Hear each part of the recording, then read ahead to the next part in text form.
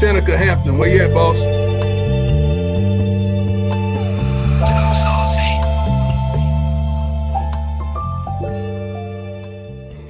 It's real, another episode of Ball and Chill. My boy Matt Robinson here with me, my boy Jay Smith. Matt came down from Memphis today actually to come give us a background on his movie he's writing or written. We just watched it, man. It was pretty good. It's pretty cool. We keep that too. Alright, but it was pretty cool, man. Matt, give him a background of what inspired you to do this and how did you come about with this? Man, well, first, man, I played football since the age of like pee-wee football. I was a late bloomer. I started at the age of 12 years old. So I come back from a football family. So y'all just seen the film and y'all seen like the stat lines. Like that was my stat line, my dad's stat lines, and my uncle's stat lines. Man, so football been my whole life. But outside of my family, like outside of them, I'm the only one that graduated by playing football. So, but I wasn't the most talented. Now, I don't get confused. They was more better than me. So I've been like the football player that was a hard worker. But don't get confused. I was a football player before a hard worker. Yeah, it's the difference. You could be a hard worker, then a football player. It's the difference. That's right. You know what I'm saying? But man, I had my journey. I went to Arkansas Baptist out of high school. Now it's NIA, but it was a JUCO back then. But went there for a semester, left, went to University of Memphis, was a walk-on, part of the white shirt program. If you went to University of Memphis and you know about the white shirt program, you know about that. Man, during that time period, man, I was about to go to Jackson State with the old coach staff for Prime got there. Man, I had a dude named Coach Mitchell at the time. He coached the safeties and played the league for a couple of years, played at Mississippi State. He recruited me to come there. Then COVID hit. They let him go. They didn't bring me in. Then I got the MC. Met with old Tony Gilbert. Graduated from Mississippi College. Got there. And so I had to find a transition before then because I never had a certified spot. Never in my football career. Never been like, okay, it's secure. So man, I had graduated. We was down in Houston. Man, it was me, Josh Miller, my partner Jordan Mills. Man, we sitting down just talking about football and just talking about just people that we went against and things like who our arch rival was. And I remember we was talking about I can't remember the player name, but we was talking about with Jordan. They had like a real deal. Like every time they see each other, they had a rival. And then they was talking about what happened after football, like how everything went down with it. And I just remember the vibe of the room went from he to like quiet as a whistle, like a pin drop. And man, after that, I came home and I wrote my first short film called Can I Get a Ride? My partner Devin Martin. And after that, dropped a couple more projects. So when we was releasing Can I Get a Ride? Man, I was like, hey, we was sitting down, we was like, man, we gotta go and write something else or make something else because we gotta keep going. We can't just stop. Mm-hmm. And I said, man, bro, let's do something about athletes. Because originally, we was about to just do a real documentary and do interviews with athletes that we know and about the transition. And we did that, but that's called What I'm Going to Wear. That's what we got out there now with former athletes, talking about the transition from athlete to a non-athlete. So one day, man, I'm watching Atlanta. They got this episode, it's season 4, episode 8. It's called Goof at the Door. So it's a mockumentary, so they made it to the point where they pretend a black dude made the Goofy movie. So when he made the Goofy movie, I'm thinking, when I'm watching it, I'm in school, I'm like, damn, this real? I'm looking at my phone and everything. It wasn't real. Mm-hmm. But it was the message in it. So I said, bro, one day I was gonna make one. So going back to now, it's the spring of 2024, I'm at work. And I'm thinking about the documentary, and then it hit me. He said, man, scrap that. Let's make this mockumentary. So I said, man, me and Devin sat down, because my partner Devin, man, was a great athlete. Anything you can think of, me and Devin played with each other. No, we did play with each other in middle school, but we've been knowing each other since kindergarten. Yeah. And he could play anything you think of, baseball, football, basketball, track. Anything he played, he was the star of it. And he had his things too. He had a bad shoulder when he ran track. He got to the point when he ran, his shoulder was popping out. So he had to stop. And man, my transition was dealing with me was being a walk-on. going different places and not having this having a certified spot, I had to deal with it earlier than everybody else. So when it happened to me, it was more smooth. So man, we sat down and I said, let's combine everything that we seen in our life and let's make it to this one person. Cause man, me and Devin went to, like I said, played middle school ball together. We played at Lanier Middle School. It's not there no more in Memphis, but we won state. Man, we won state, and man, if you look at our group picture, I could name about each line, each row, somebody locked up and dead. So for us, and half of them was better athletes, everything, but when they had to make that transition, they couldn't make the transition. So the story was to bring it out and show it to people that's going through it and people that's going through it and the people that's going to have to go through it. That, man, it's something outside the sport. Not just football, just in general, anything. Because, man, the key thing is, bro, is when we play this sport, this come out life. It take everything away. Because you got to understand, like, if you want to be good at it, you got to sacrifice time. But what happens when, because you always hear, you work hard, get your grades right, you do it, you gonna get your reward. But what in the case if you not that? I can raise my hand, I'm that person. I did it, I worked hard, kept my grades up, I ain't getting that much trouble, or I never got caught in trouble. And my teammate, I was a great teammate. I agree with all that. Never was a problem to my coaches, nothing like that. I ain't get to make a league. I barely played college. I barely got in the PT in college. But for some people look at me like I had a good transition. But I took the steps before. But some people don't know that. This is that football. For us, the football player is our hero. Mm-hmm. Just imagine if you take away Batman away from Bruce Wayne in the first year. It's no Bruce Wayne. Because he only is what? Batman. He don't know nothing else. So these kids don't know nothing else. So to the point is we got to find a way to tell the kids, don't quit on your dreams. Right. That's the big thing I tell them. Why we explain to people. Do not quit on your dreams. Don't be like, oh, he said don't. No. Go 100% in it. But in your mind, you got to know, even though you're going 100%, it will end one day. Even you make it to the highest level, one day it will end. So who are you without the sport? Are you this person? Like me, I had to play the character in the film called Lightning, John Cannon. To get to that point, I had to come to a hero. I had to be Lightning. But at the same time, I had to strip that away and think about John. How John knows be anything else, and all he knows is Lightning. But that's the main reason behind it. Because we care about these kids. I care about people because I seen with my own eyes. So how will I be as a human being and seeing these people and say, oh, no, he be alright. But I know what he going through. But nobody really talking about it. So you feel like I don't need it, I'm just gonna go through it myself. And you see things that happen. But that's the reason why, man, really for the kids and for players in the past, because not to make sure they don't feel alone. That's 100, bro. That's 100. That's needed.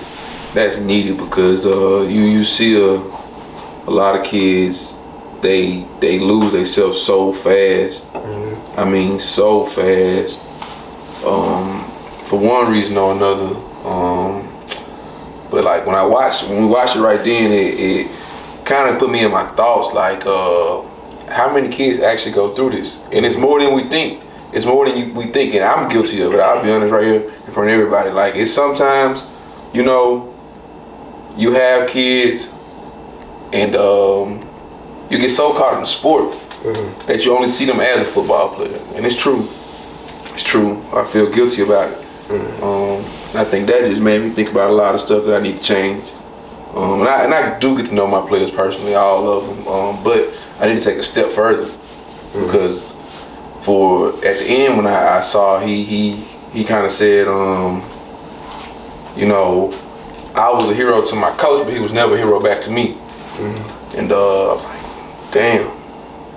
It be like that. It really do. And as a former player, you think like, did my coaches really care about me, or was I just another player coming through the program? Yeah. How you Man, I think that's a great short film, man. It definitely resonates for a bunch of athletes that I know, including myself. I used to always think that that I was viewed as, a folktale by some people or a superhero. Even as much I went and got Superman tatted on me. And I joke about it all the time. The S is for my last name, but for a long time, man, I played a high level D1 football. I was in the pros, and I would always tell myself I was doing it for myself. I'm doing this for me. Like, this is my dream, and after a while, dreams, you wake up, dreams get shattered. And, between 2 or 3 different injuries that I had, man, it kind of took me to a mental blockage on my love for football, and for a long time, I was going through the motions. And I wouldn't say that in a bad way, too. I don't want, when I say going through the motions, I don't want people to think that I was moving aimlessly. Like, I had a real direction in life, and I've always had a good sense of what I had going on around me. When I say going through the motions, I was doing what I thought everyone else figured I would be doing, So I did more playing football and posting on Facebook and Instagram for validation from the people that love me and the people that I loved, And I would always say, like, I'd never delete Facebook because I can go post a picture of me doing or playing football or a video of me doing something football related, and it could be 4 years ago, and my entire family, my friends, people I went to school with, people that just might have met me in passing, they're going to go above and beyond to share it, like it, comment on it, and just applaud me and praise me for the stuff that a lot of people haven't been able to do.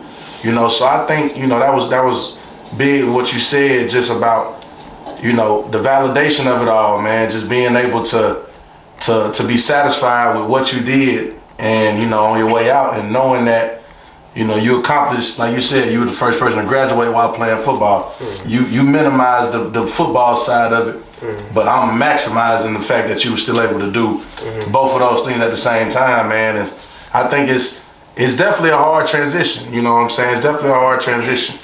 You're known everywhere you go, and then you're not, you know what I'm saying? So, yeah, I definitely enjoyed the short film. I recommend it to every high school, even every college, because there's a lot of teams, a lot of players in college that won't play past senior night, so I was one of the fortunate ones. I was able to be in different locker rooms, play on different teams in the pros, and, man, I was definitely moved by it, man. I definitely appreciate you, coming on the pod and sharing that with us prior to, man. That was dope, for sure. No problem.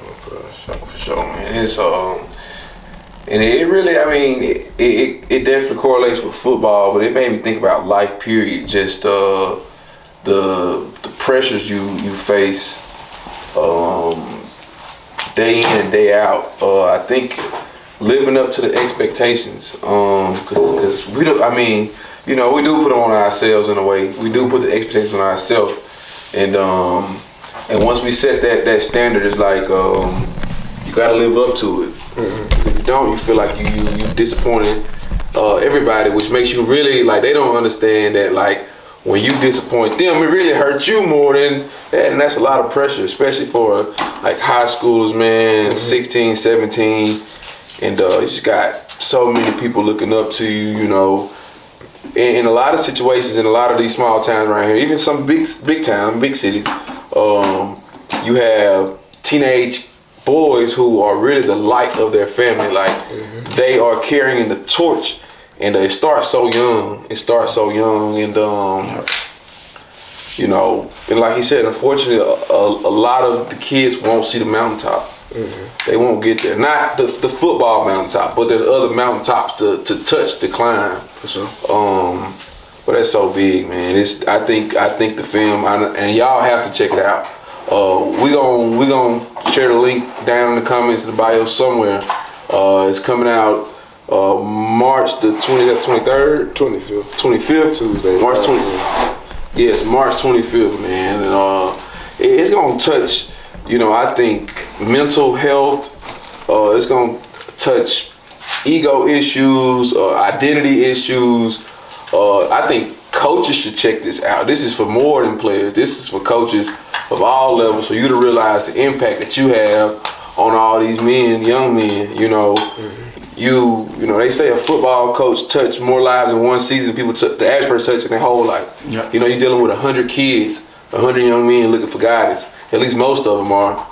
And man, for that, and Coach Ladner talk about it all the time, for these 3 hours, you probably are their father, and you don't realize it. You are the father figure they have in their life. So don't make it all about football. Even though we get so caught up in the sport, man. So, it's gonna be big. It's gonna be cool. I was going to, I know you talked about being the first in your family to graduate while playing football, but I want these people to really know who you are, man. Tell them about your upbringing. We know about Black Haven, White Haven, whatever you want to call it. Man, and just tell them what life was like growing up for you, bro. I guess. So let me make this good. So like dealing with football, I'm the first one to graduate, but I do come from a family of graduates. Okay, yeah. Just make sure. Yeah, you made it clear. Yeah. So, well, man, I'm from I ain't gonna say I'm White Haven, Westwood, South Memphis. It's kind of weird because the zip code I'm from 38109. So it's a mixture of different neighborhoods in that area. So it matter who you talk to. Some folks gonna say this area, this, that. But I just tell folks I'm from 38109. And that's also named my company, 38109 Village. You know what I'm saying? 38109 because in the zip code I ever lived in with Matthew Robinson address, you got the zip code for sure gonna have 38109. Then the Village Park, the Village Park come from, I was in my first semester at MC in the summertime, man. I took African political. So class went over empire to African empire. So thing we was talking about, you notice about empires from the Romans to the Chinese, and any empire you can think of, it crumbles. Yep. It can't rebuild. But anytime when you hear a village get burnt, the village rebuild. And then also, village, say what they tell it take a village to raise a child. Right. But man, I'm from out there, come from a 2-parent household. My dad was a football player, mama was a singer. Not like just a quiet, smart girl, a smart woman. Man, my dad played football, was a freak of an athlete, and my uncle was too. One of my uncles, man, freak athlete. Both of them went to the opposite school of White Haven. They went to Fairley. So it's like, if I had to explain it, that's like somebody going to that's like somebody going to your folks went to Mississippi State, and then I go to Ole Miss. But what's crazy, they said, nah, you got to go to Ole Miss because they didn't want me to get in trouble. So that in that way. Alright. Because man, before I went to White Haven though, I went to Westwood. It's an under school, and that's in 38109 zip code though. I went there for 2 years. So during that whole time, like my whole high school career, I was playing linebacker. But I was super undersized, but it didn't look like it because I was ripped. I was like 175 with. On my best day, I'm about 180. So man, I went to Westwood my first 2 years, and then my senior, I went to White Haven. But that was a big jump for me. So I don't know how it's in Mississippi, but I went from a 2A to a 6A. I went to the high one. It was a big jump for me. So a lot of people from Westwood thought I wasn't gonna play. And so when I got to White Haven my first year though, I played on special teams. Cause I knew it was too much. On the defense side, it was too much talent. It was just too much. We had people going to Notre Dame. We had people going to Navy. Who else we had that year? Navy. Yeah, the running back you was showing me. That's Kylan Watkins. He came in the year. He graduated with me. He had originally went to on Sunday went to UT Martin, but he finished at the University of Memphis. But man, so during that whole time, I worked hard, and I just worked hard. That's how I was taught. Man, you work hard, you gonna get yours in return. Like it's just in my bloodline. Like I can't say any of my family members, like my brother, my dad, my uncle, when we work, we gonna work just natural, cause we don't want to, you know what I'm saying, cheat nobody. That's right. So man, going to my senior year, bro, it was difficult, man, because from coming from my 11th grade year, I was playing special team. I got sick, so I had got caught an infection in my neck. So I missed like under half of the season. And by the time I got back for the playoffs, they were doing rotation on kickoffs.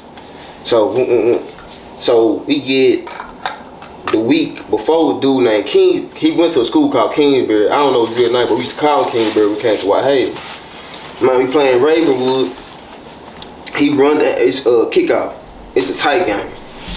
He won down there. Man, they picked Kingsbury up, throw him, took it to the crib.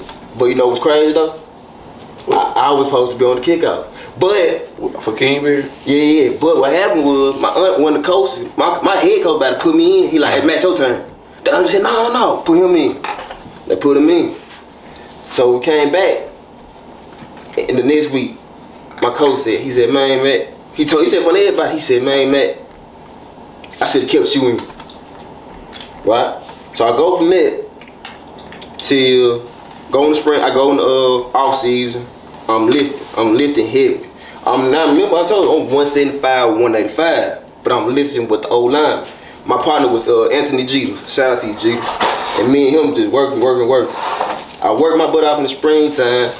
I'm getting ready for the first team defense. Old dude from Westwood. Old boy.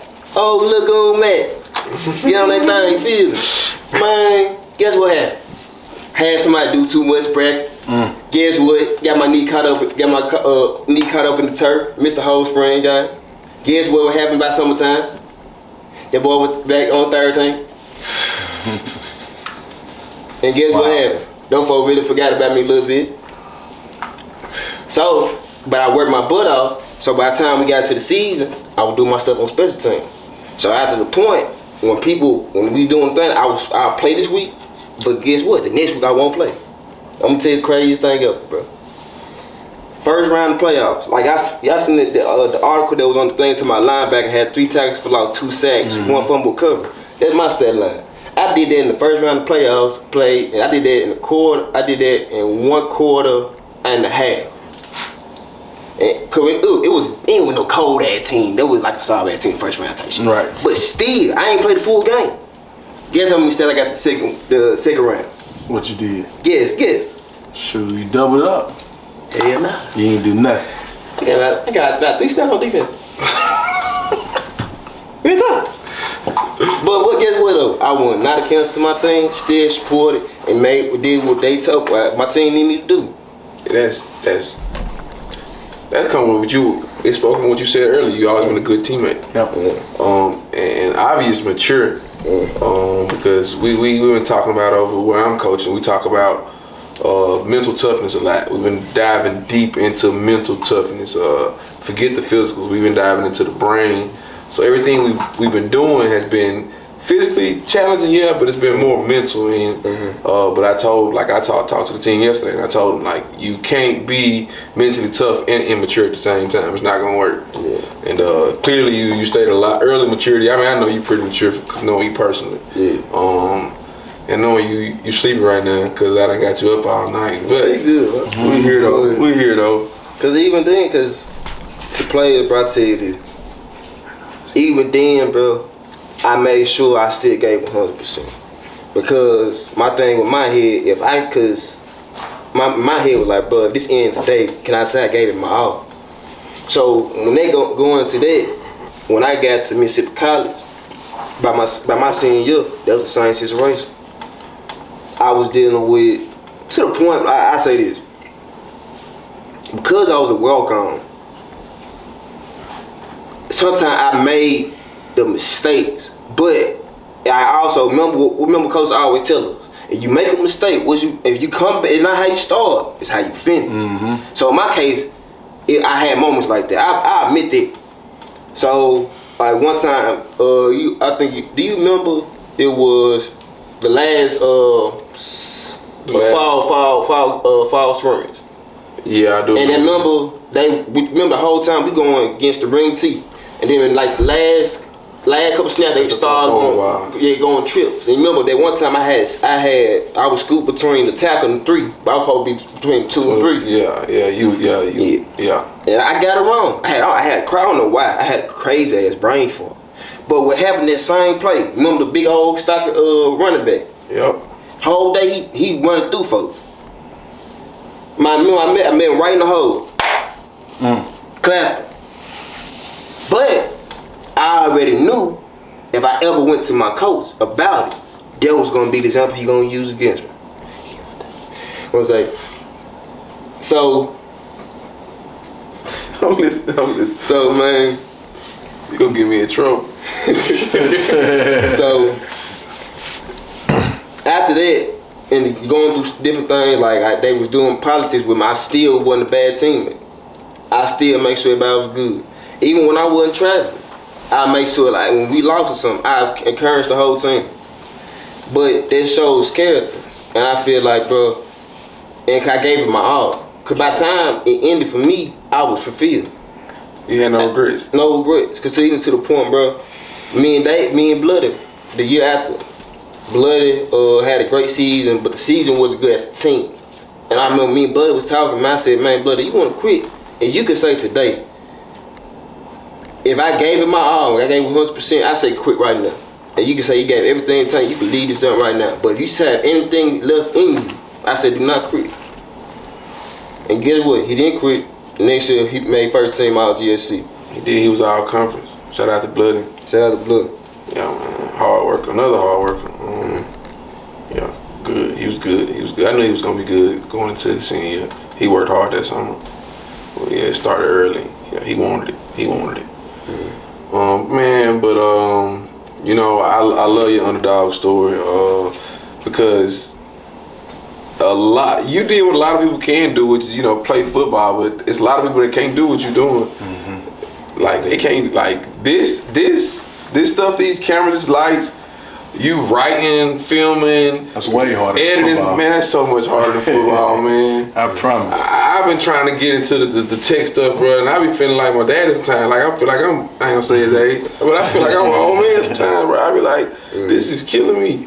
So just to see like you like, bro, I'm proud of you, man. Like no problem, bro. Like that was good. That was good, and it was needed. It wasn't an unnecessary film. It was needed. Them 16 minutes gonna change a lot of people's lives. For real, man. For real. But I couldn't do nothing of this without my partner Devin Martin. Shout out to Black Hawk. He got his own company, Black Hawk Visuals. Man, without Devin Martin, I ain't gonna lie. I don't know where I'd be, cause man, I'm very particular on how I want something. Or I might call you 12 o'clock. I be like, hey, bro, I just thought of this crazy idea. Hey, let's do this.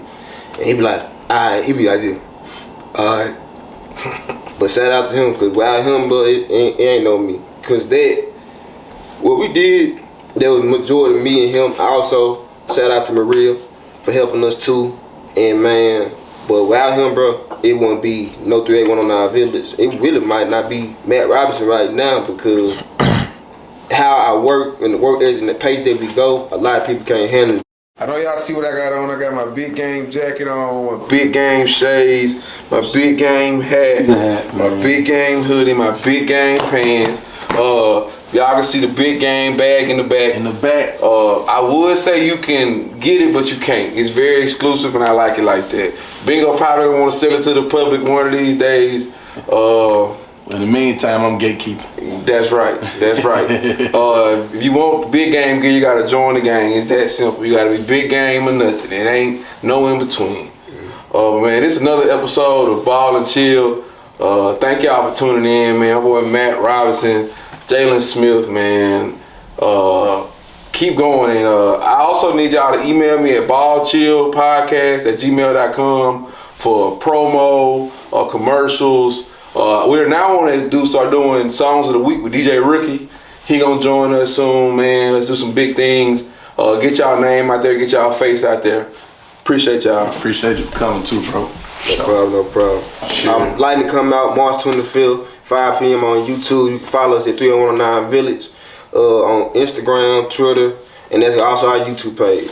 Shout out to y'all. Thank y'all again for having me. For sure, dog. For sure, for sure, for sure. Seneca, Hampton, where you at, boss?